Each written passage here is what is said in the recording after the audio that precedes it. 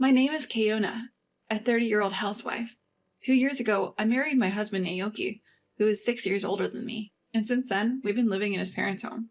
In this house, we live with Robert and Barbara. Both are in their 60s, and thankfully they're in good health and full of energy. Being energetic is generally a good thing, but Barbara loves to go out and have fun. I don't know if it started when I moved in or if it's always been this way, but she hardly does any housework. She was supposed to be a stay-at-home mom since she never worked, but she'd say, "Okay, Yona, dinner isn't ready yet. You had plenty of time, didn't you?" She'd push the chores onto me, go out to play, and if things weren't done when she came back, she'd make snide remarks.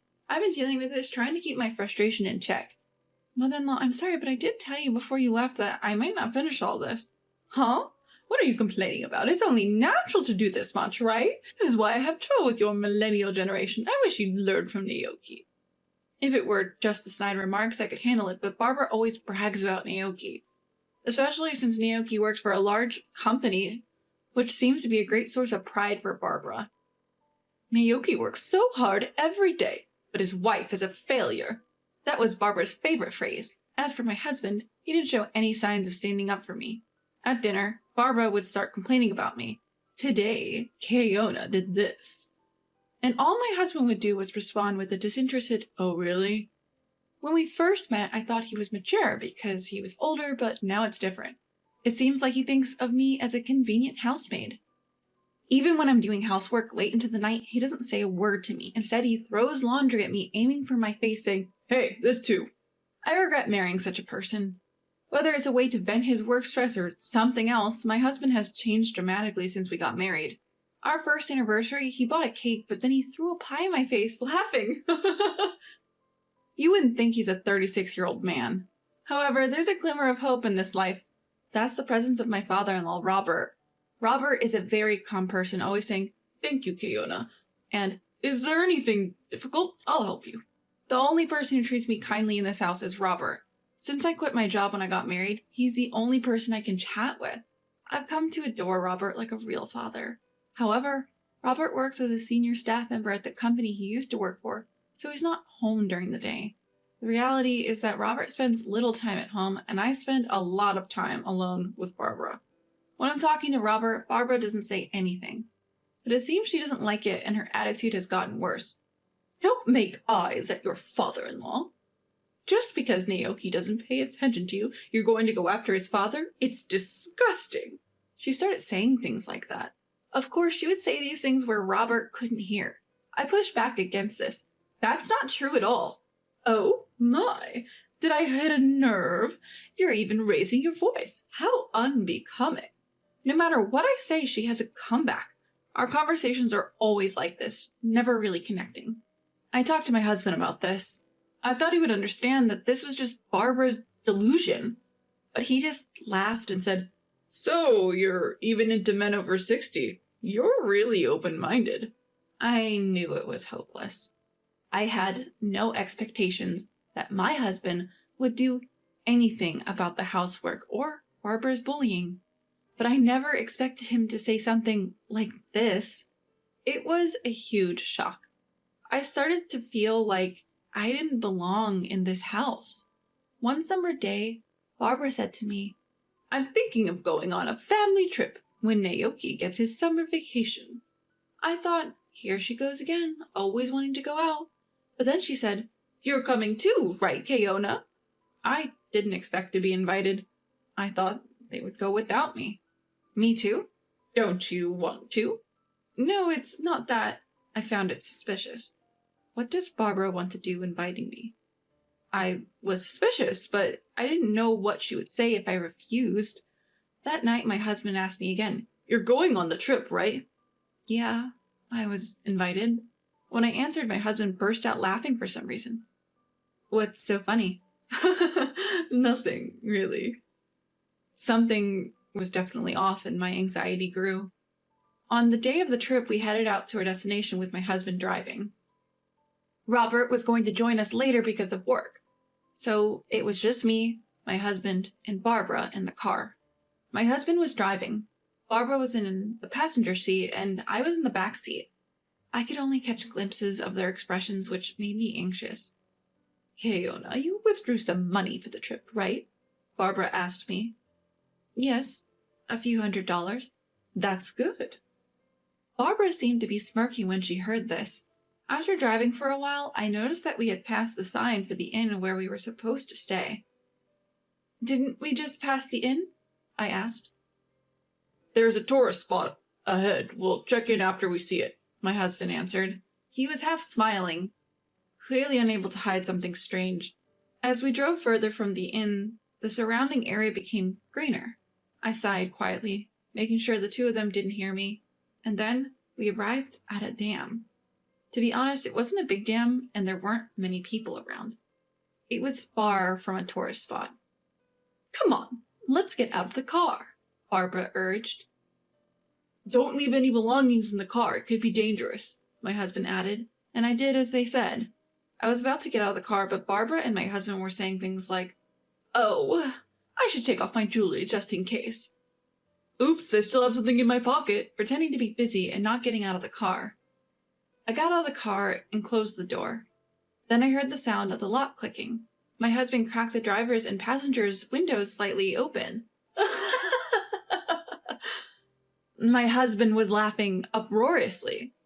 Okay, Ona, what are you doing getting out here? Are you planning to stay here tonight? I was furious at Barbara, but I held it in. What do you mean? I asked, trying to stay calm. You got out on your own, didn't you?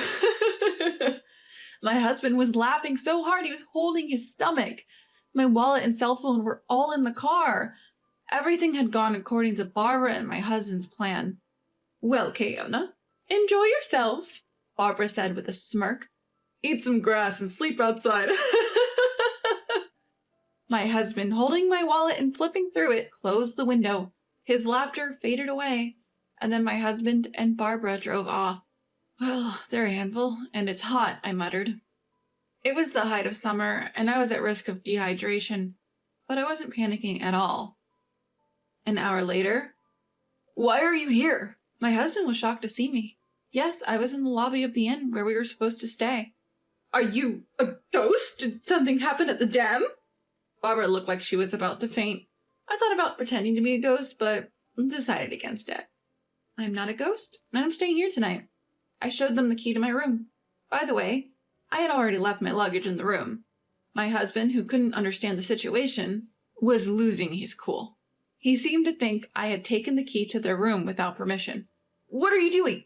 Give it back now.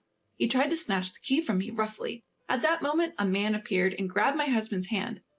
Sir, please refrain from causing a disturbance here. He was about the same age as Robert, but he had a sturdy physique and was taller, making him seem more reliable than my middle-aged, slightly overweight husband. Who are you? Are you staff here? Do you think it's okay to do this to a guest? Exactly why we'll sue you for assault. Barbara also joined in, yelling at the man who had intervened. I apologize for not introducing myself earlier. I am the owner of this inn. The man introduced himself politely. Hearing that he was the owner, my husband quickly withdrew his hand. Actually, I knew this owner. When I was in college, I came to this area on a trip with my friends during the summer vacation. I remember it was really hot that day. We didn't have much money at the time, so we were walking to our accommodation, complaining about the heat. We didn't know the area, and none of us, including me, were good at reading maps. As a result, we got lost and ended up in a place with few people. There, a girl was collapsed on the side of the road. That girl was Mary, the owner's daughter. We quickly called an ambulance and took care of her until it arrived.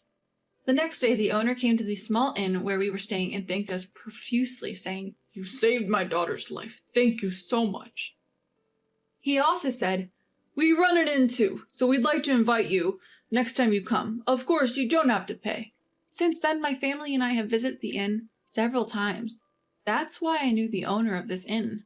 The owner, who was reprimanding my husband and Barbara, was polite and courteous, but I could tell he was very angry. In fact, both the owner and I knew about this low-level plan of Barbara and my husband from the beginning. I noticed their plan 2 weeks ago. I thought it was suspicious that they invited me on a trip, so I set up a voice recorder in the living room.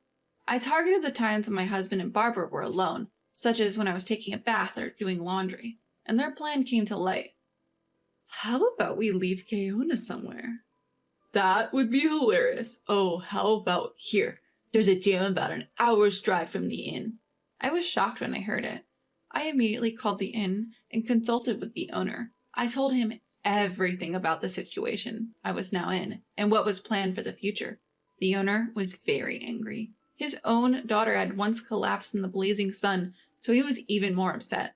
And today, the owner, who knew the situation in advance, had arranged for my pickup. After waiting for my husband and Barbara's car to leave, he had me ride in the inn shuttle. By the way, the driver was Mary from that time. I got my license. Let's go for a drive next time. We're driving right now. Oh, great. We chatted happily, bought some local specialty ice cream on the way, and arrived at the inn. I knew about the plan and that a pickup was coming, but I was still scared. For Mary, this area was like her backyard. She knew a shortcut, so we arrived at the inn several tens of minutes earlier than my husband and Barbara. You mentioned suing earlier, ma'am. The owner looked at Barbara with stern eyes. Yes, I did. It's outrageous to be accused of the opposite. I'm sorry, but you're not our guests. What? Don't mess with us. My husband and Barbara both lost their tempers. Your and your mother's reservations have been canceled, I added. You! Who do you think you are? My husband was about to lose his temper again, so the owner restrained him. Keona did nothing wrong. We, the inn, canceled your reservations. What do you mean? If you left a woman alone at the dam in the mountains after stealing her wallet, wouldn't you be the perpetrators of a crime? We can't allow such people to stay at our inn. We also call the police. At this, my husband and mother-in-law became even more furious. What are you talking about? This is no joke. Don't you think you can get away with this? I work at our company, this little inn in the mountains. Just then, Robert arrived late. Hey, what's going on here? Sensing the tense atmosphere, Robert looked around at everyone and asked, What's going on here? These inn people are weird. Let's stay somewhere else. They're incredibly rude. Barbara and my husband appealed to Robert. Rather than listening to the agitated pair, Robert started asking me and the owner about the situation. And when he heard what had happened, he was furious. You idiots! It was the first time I had seen Robert yell. How embarrassing! I can't believe we're from the same family. You two, get out of here now! My husband and mother-in-law were taken aback by Robert's outburst. Get out? Where to, another inn? Barbara said something so stupid that he added, From here and from home. Wait a minute, that's not possible, Dad, my husband said with a wry smile, but Robert was firm. You're disowned. Get out now. Don't make me say it again. He pushed my husband away. Then the police really did show up, and my husband and Barbara turned pale. The owner and I explained the situation to the officer. I also had a voice recorder, so I played back the conversation for them. My husband and Barbara started crying, but Robert quickly said, Quiet down, you're disturbing the inn. Officer, please take them away. It's not like that, officer. We didn't think it would be such a big deal. It was just a prank, my husband and Barbara said, but the officer's expressions changed. A prank? Are you serious? Don't you think that your little prank could cost someone their life, especially your own wife? They were scolded harshly. They weren't arrested because it was a family dispute, but Barbara and my husband were pale throughout. This isn't over. Keona's feelings will determine your future, understand? With those final words, my husband and Barbara, still pale, went home. Afterwards, Robert seemed apologetic the whole time. He kept repeating, I'm really sorry. I can't apologize enough for not noticing the unpleasant experiences I had been having and for the terrible ordeal I went through today. He also deeply apologized to the owner of the inn, saying, I'm sorry for this. Despite being in a position where we always receive your hospitality, we caused such trouble. Actually, this owner is a businessman who runs several other companies and is also a client of the company where Robert works. Without knowing any of this, my husband had boasted, I work for a big company. I'm glad I was able to punish my husband and Barbara, but it's also very scary to think what would have happened if I hadn't known about their plan in advance. I prayed that being scolded by the police would make them realize the gravity of the situation. After returning from the inn, I divorced my husband, of course. I also demanded a hefty alimony. I hope they reflect on their actions and don't do the same thing to anyone else in the future. By the way, I heard that Robert and Barbara also got divorced. Robert cut ties with my ex-husband and kicked him out of the house. My ex-husband was advised to resign due to the incident. Apparently, his workplace bullying had already been a problem, Just as he had been nasty to me, he had been harsh to his juniors and colleagues, and it seems that the HR department was planning to take action anyway. I'm disappointed in myself for marrying such a person. My ex-husband, who lost his job, seems to have been working hard to find another one, but it's not going well. He should be in a managerial position given his age, but he doesn't have that track record at his previous company, and he can't clearly explain why he left. Barbara was kicked out by Robert and seems to have turned to relatives at her parents' home. But she's rumored to be a spendthrift who loves to travel. They fear she'll deplete their savings if she comes to live with them. I think she should get a part-time job or something since she's still in good health. I also left my in-laws' house and I'm living alone nearby. I'm still in good terms with Robert, and sometimes I consult with him about work problems. And I, who was a stay-at-home mom, started a new life. When I was job hunting, I was approached. "Kayona, would you like to work at my company?" It was from the owner. He was very concerned about what happened to me afterwards. He seemed to be looking for a position in his company where I could work. I was happy to accept. I was very grateful. Thank you so much for doing all this for me. No, we're the ones who should be grateful. We can't thank you enough. I feel like I've already repaid the favor from that time and need to give back the change. The company he introduced me to is a reputable company that meets labor conditions. It was a surprise on top of a surprise. By the way, it's in the same industry as the big company my ex-husband was boasting about, but its capital is 5 times larger. Everyone working there is also very nice. I'm having more fulfilling and enjoyable days than when I was struggling with my married life.